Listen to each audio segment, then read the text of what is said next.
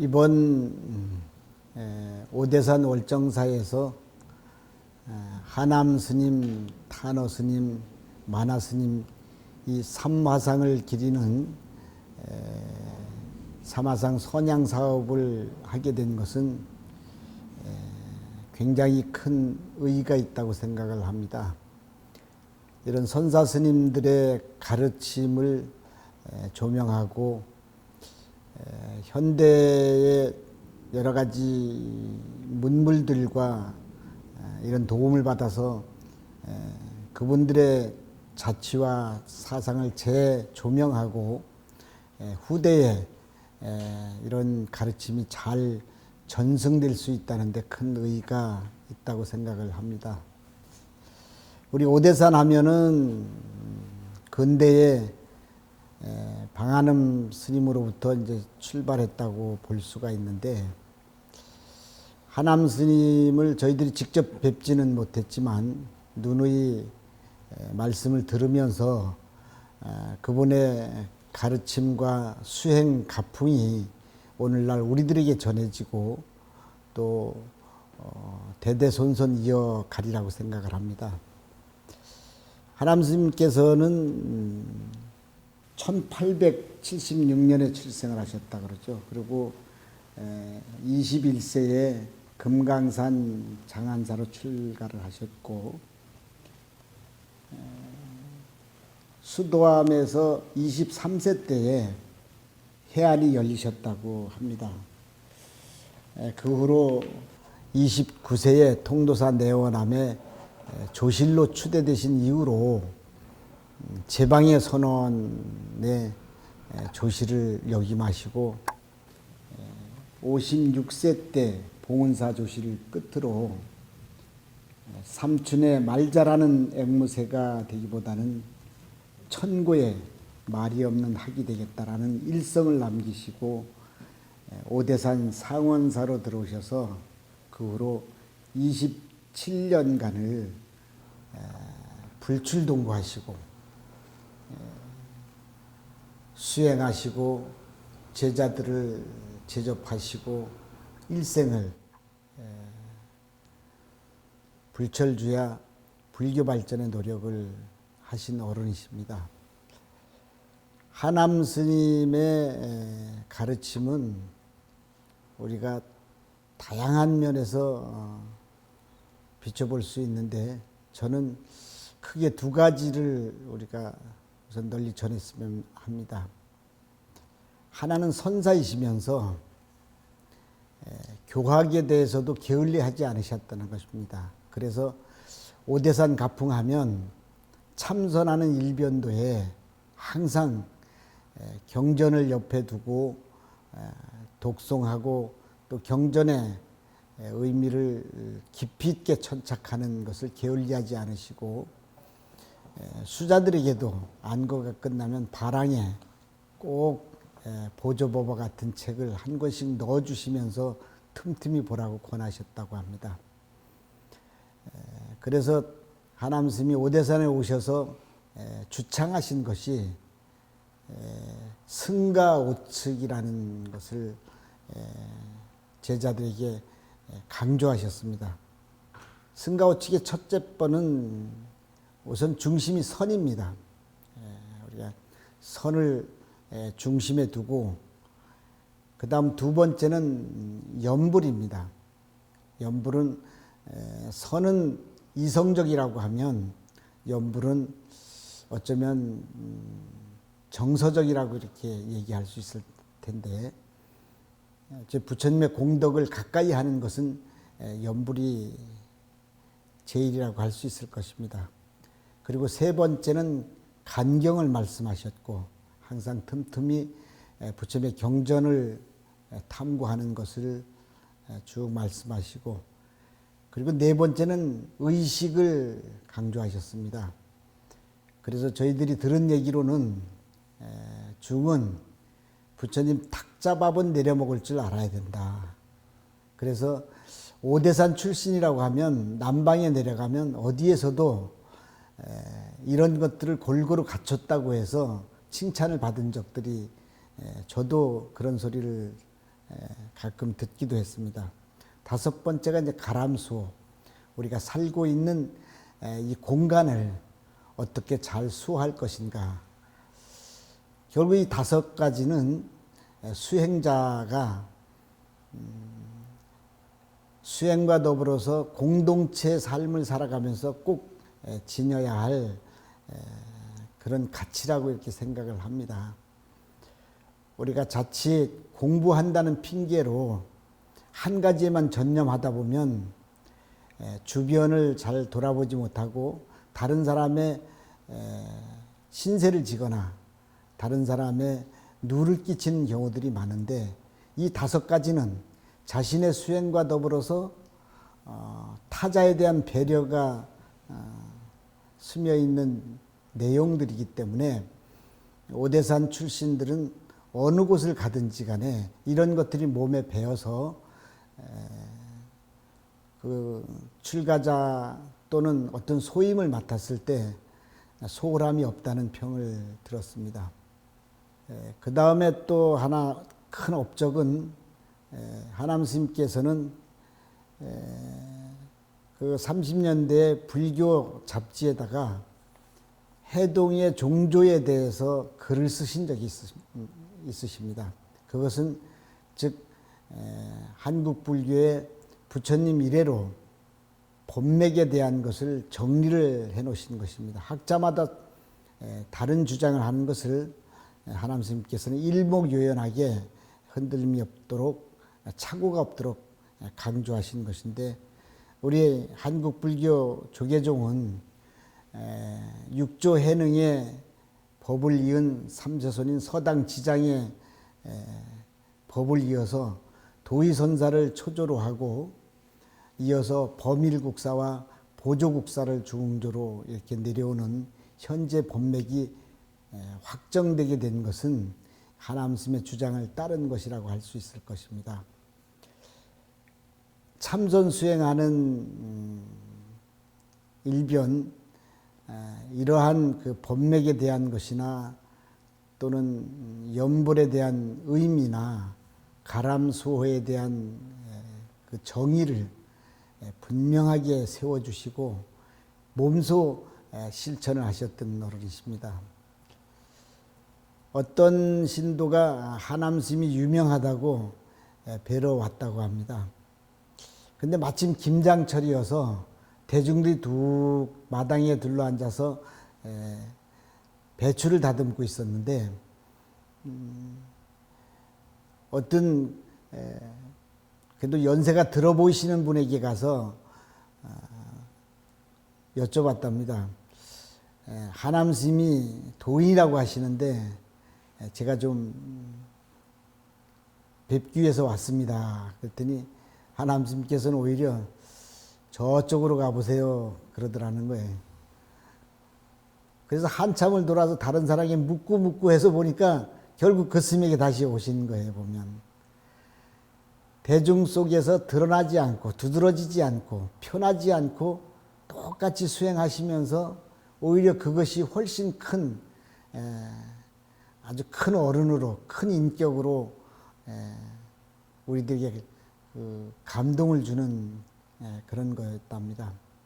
우리가 흔히 얘기할 때 정말 진정한 보석은 자기가 주장하지 않아도 누구나가 알아볼 수 있는 것처럼 이런 그 어른의 그 삶의 흔적들은 주장하지 않아도 어디에서나 이렇게 다 면면이 흘러간다는 것을 알 수가 있었습니다.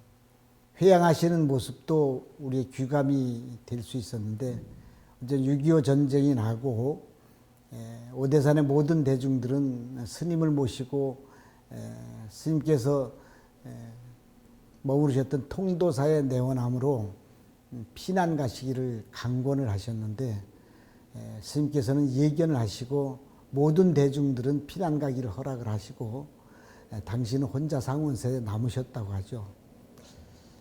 그리고 그 시봉을 만화스님께서, 손주상자이셨던 만화스님께서 시봉을 하셨고, 열반하는 모습을 당시에 군인들이 그때 국군 장교가 찍어서 그 열반하는 모습을 지금도 우리들에게 전해주고 있는 모습으로 남기셨습니다.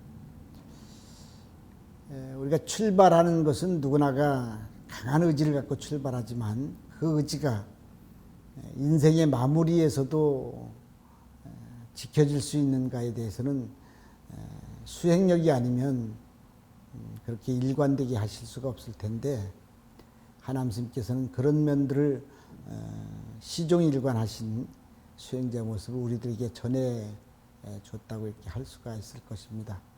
하나님 스님에 대한 행장이나 하나님 스님에 대한 일화는 어른 스님들이 많이 말씀을 하시고 저희들은 전해 들은 것이라서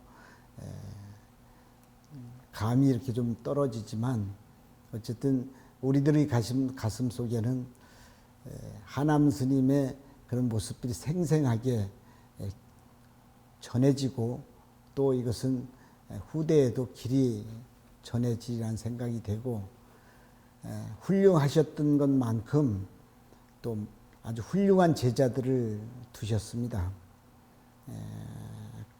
우리가 그 행장에 보면 그 보문 스님, 나남 스님, 탄어 스님, 그리고 당대의 선지식이 하남 스님 회상에서 나지 않은 분들이 한 분도 없을 만큼 그 당시에 모든 그 선지식들이 다 하남 스님 회상을 거쳐간 것은 여러 기록들에서 우리가 잘 볼 수가 있을 것입니다. 오대산 월정사 하면 단어 스님께서 끼치신 영향이라고 하는 것은 불교 전체적 면에서 보더라도 아주 획기적이고, 또 이 그 단어 스님의 그 업적은 뭐 당시 사회 문화 일반에 걸쳐서 회자되고 있는 것이라서 많은 분들이 직접 모시고 가르침을 받고 또 이제 후대에 전승되어질 거라고 생각을 합니다. 저는 68년도에 어쨌든 절에 들어온 것 같고 2년여 동안 말사에서 생활을 하다가 70년도에 수계를 했는데, 그때 마나 스님을 은사로 하고 탄어 스님을 계사로 해서 수계 법사이시기도 합니다. 그때부터 탄어 스님을 뵙고 이제 간간히 가르침도 받고, 또 그 후에 소임을 보면서 탄어 스님을 많이 모셨습니다. 제가 월명암에 한철 난 적이 있더니 가보니까 월명암 그 안내판에 그런 내용이 있더라고요. 보면 그 부안에 있는 제일 가는 부자가 늦게 아들을 두었다는 거예요. 그 아들이 너무 귀해서 아들의 공부를 가르치기 위해서 월명암에다가 방을 얻어가지고 독선생을 두었다는 겁니다. 그때 모셔온 선생이 16살 됐던 탄어 스님이었다는 거예요, 보면. 그 당시에 그 아주 그 교육비를 많이 내고, 예전에는 뭐 동네 서당은 있을 수 있지만 따로 선생을 두고 따로 방을 얻어서 교육을 시키는 일이 그렇게 쉬운 일은 아니었는데, 월명암에다가 거처를 정하고 했다는 기록을 제가 월명암에서 본 적이 있습니다. 그만큼 탄어 스님이 소년 제사라 그래서 소년 시절에 이미 그 인근에 전부 알려지고 소문이 났던 어른이라고 합니다. 알려진 것에 의하면 그분은 이미 20세 전에 모든 학문을 다 마치시고 특히 동양 철학에 대해서 깊은 견지가 있으셔서 더 이상 배울 것이 없다는 그런 판단하에 도인을 찾아서 노력을 하시고 그 결과 하남 스님의 소문을 듣고 서신교환을 하게 되시고 또 23세 되시던 해에 친구들과 함께 한번 뵈러 가자고 길을 떠났다는 겁니다. 그래서 하남 스님을 뵙고는 과연 소문 듣던 것과 전혀 다름이 없다는 판단하에 그 자리에서 출가를 결심하셨다 그러죠. 그래서 같이 왔던 친구들은 다 돌아가고 그 후에 혼자 남아서 한국 불교에 우뚝한 큰 어른이 되셨습니다. 워낙 출중하시고 또 이미 기반이 탄탄하신 것 같아서 타의 추종을 불허하셨던 것 같습니다. 그래서 하남 스님이 굉장히 총애하시고 어떤 면에서는 특혜를 주셨다는 얘기들도 이렇게 많이 왔었는데 원주에 그 김충렬 선생이란 동양학 대가가 계셨습니다. 지금 돌아가셨지만 그분은 이제 그 대만에서 유학을 하시고 고려대학의 철학과 교수로 계시면서 근래 그 한국 철학계에 아주 태두이셨는데 그분도 그 시절에 하남 스님을 뵙고 몇 달간 거기에서 계셨었다는 거예요.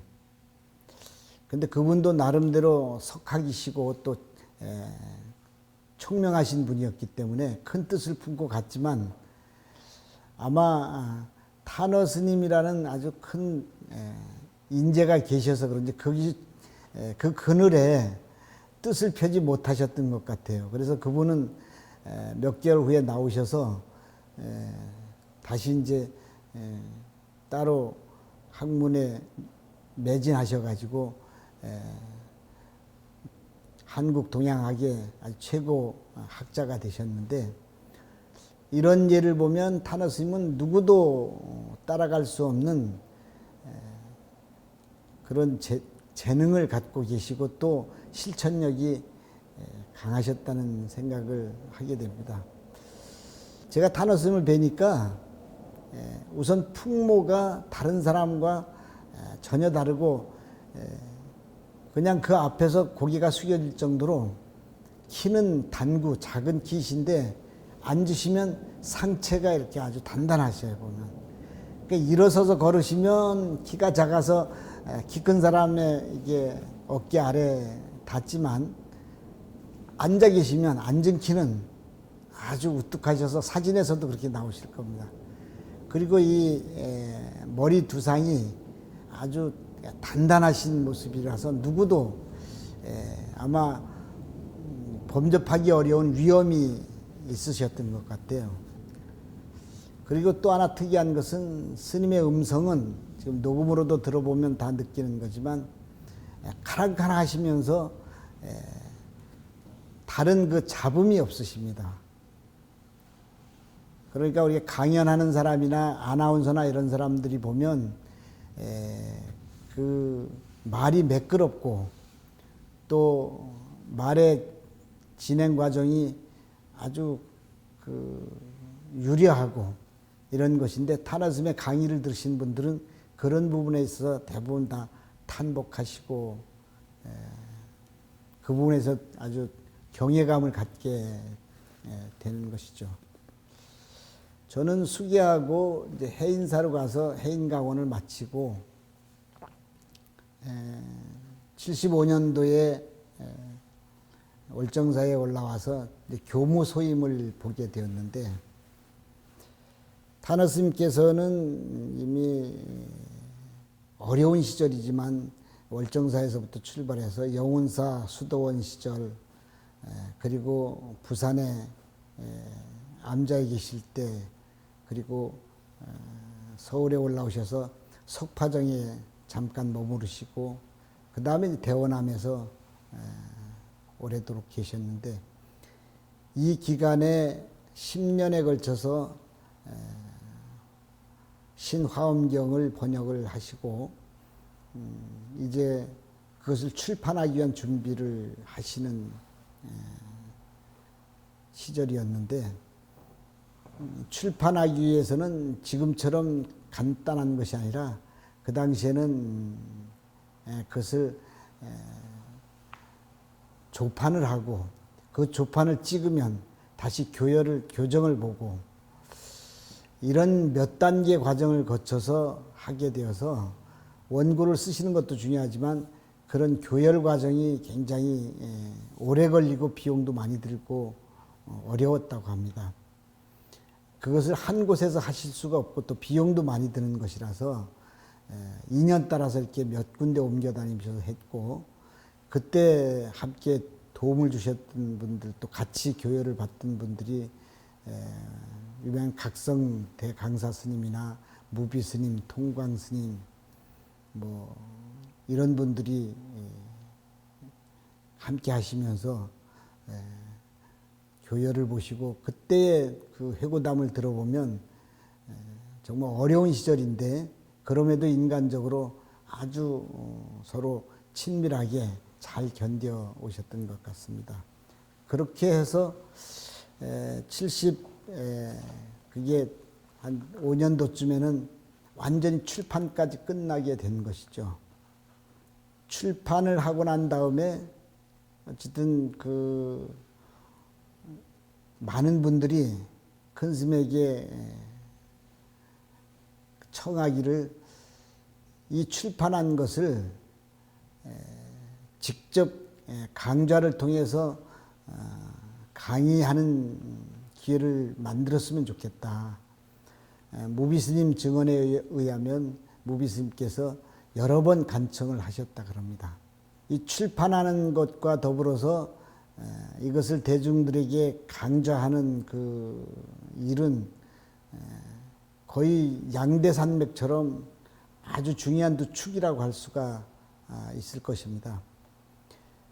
출판된 서적은 누가 읽는지 우리가 잘 확인할 수 없지만 강좌는 많은 사람들이 직접 현장에서 생생하게 전달될 수 있는 기회라서 건의를 드리고 마침내 스님의 허락을 얻게 된 겁니다. 그 소임을 제가 그때 이제 보게 되었는데 큰 스님께서 이제 제자들과 함께 77년도 여름에 이 강좌를 하기로 하고 오대사는 여름철이 지나기가 좋으니까 한껏 때 이것을 하자. 그래서 제가 불교신문에 공고도 내고 또 신청도 받고 해서 거의 그것을 준비를 다 했습니다. 근데 신청을 받고 보니까 굉장히 많은 분들이 신청을 하셨을 뿐더러 숫자가 문제가 아니라 면면이 종단을 차려도 부족함이 없을 만큼 그런 분들이 오신 거예요. 근데 그 당시 종단 상황이 상당히 좀 어지러울 때였고 주지 인사관계로 여러 산 중에서 불협화음이 날 때였습니다. 그래서 일부에 있는 분들이 이런 분들이 혹시 한 자리에 모여서 혹시 다른 그 의견을 가졌거나 이걸 빌미로 해서 월정사를 운영하는데 부담이 되면 하는 걱정들을 많이 하시는 거예요. 그래가지고 주지를 하셨던 마나 스님과 타나 스님한테 건의를 드려가지고 이걸 연기를 해야지 지금 하면은 본사 그 주지라든지 본사 행정에도 어려움을 가져올 수 있습니다. 그래서 결국 그것을 취소하는 결론을 내린 거예요. 그래서 제가 다시 광고를 내서 이것을 연기하게 되고 다음에 열기로 했습니다 하고 해서 그 당시에 직접 항의 전화도 제가 많이 받고 또 직접 편지로다가 그 항의한 사람들도 여러 분이 있었습니다. 그때의 그 큰 스님 시자를 본명은 멱정이고 속명은 여익구라고 하는 분인데, 그분은 동국대학교 학생회장 출신으로 민청년 때 구속이 되었었고 수배를 받아서 피해 다니던 사람이었는데, 그러다 그게 완화되었을 때 다솔사에 계시는 그 최범슬 스님한테까지 가서 잠시 출가할 그 청을 드렸는데, 최범슬 스님께서 나는 너의 스승이 될 만하지는 못하고 내가 소개를 해준다 그래서 타너 스님을 소개를 해주셔가지고 타너 스님한테 와서 상자가 되었는데, 그것을 보더라도 타너 스님께서는 다른 사람 같으면 가려서 받을 만도 한데, 그 사람의 인품을 보고 열의를 첫 번째로 보고 출신이라든지 이런 것에 대해서는 개의치 않으셨던 것 같아요. 그래서 같이 그 시자를 했는데, 저하고는 소인 보면서 뭐 그 당시는 그 월정사가 지금처럼 번잡하지 않고 했으니까 뒷방에 앉아서 차를 마시면서도 이런저런 그 얘기를 많이 듣고, 또 그분은 역사의식이 또 강했던 분이기 때문에 그런 분야의 책도 쓰고 했던 분이라서 그런 역사의식이 투철했고 또 그런 사회활동을 하던 분이니까, 그러면서 우리나라 한국불교 근대사의 역사의식이 결여에 대해서 아주 강한 불만도 가지고 있었고 얘기했던 분인데, 이거 이래서는 안 된다 그러면서 몇 번이나 타너 스님에게 간청을 드린 거예요. 보면 이것이 얼마나 중요한 것이고, 스님의 출판 못지않게 이 강좌가 오히려 그걸 완결해주는 의미가 있습니다. 그렇게 졸라서 승낙을 얻어낸 겁니다. 그래서 그해 동안거 때 11월 달에 다시 공고를 내서 신청을 받아서 제가 현재 앨범을 가지고 있습니다. 여기에 80여 명의 명단이 이렇게 있는데, 약 2달 반 정도를 이제 강좌를 열게 된 거죠. 그때 동참했던 분들은 뭐 다 아시는 것처럼 무비 스님이나 통광 스님, 그리고 통도사 방장이신 성파 스님, 이런 당대의 최고 강사 스님들을 비롯해서 그 후에 또 현직에서 열심히 하셨던 우리 수진 스님이나 정우 스님, 뭐 종광 스님, 이런 그 분들 참여하고, 그 당시 보면 그런 분들은 상당히 이제 어린 축에 들었었는데, 이런 분들이 한 자리에 모여서 같은 강의를 듣고 약 3개월 동안을 같이 생활을 이렇게 하신 거죠.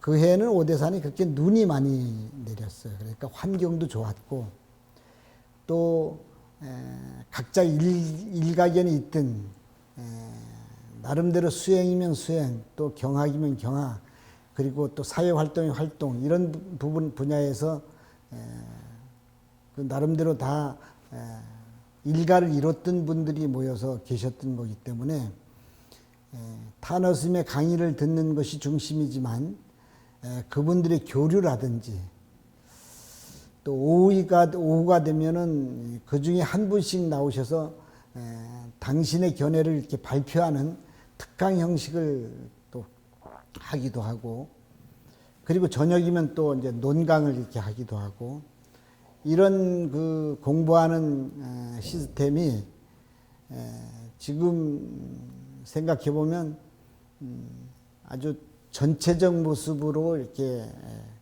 회통하는 그런 역할을 하지 않았나 생각을 합니다. 단순히 독학을 하게 되면 자기 견해에 빠지게 마련인데, 이렇게 함께 공부를 하다 보면 다른 사람의 의견과 견해와 또 연관된 학문들을 이렇게 같이 비교하게 되고 해서 주고받고 이런 탁마하는 자리가 되어서 훨씬 의미가 있었던 것 같습니다. 그 강좌 중간에 사은회라 그래서 저희들이 그 회식하는 자리를 그 큰 방에서 만들었습니다. 그때에 그 부산에 도성 스님이라는 분이 계셨는데 그분이 기타를 그렇게 또 잘 치시더라고요. 그래서 기타를 치기도 하고 그때 국악하시는 신영희 선생님이 계셨는데 그런 국악인들이 또 오셔서 거기서 우리 판소리도 이렇게 하시면 스님께서 판소리를 들으시고 바로 그 판소리의 가사 내용들을 학문적으로 이렇게 설명을 또 해주시는 거예요, 보면.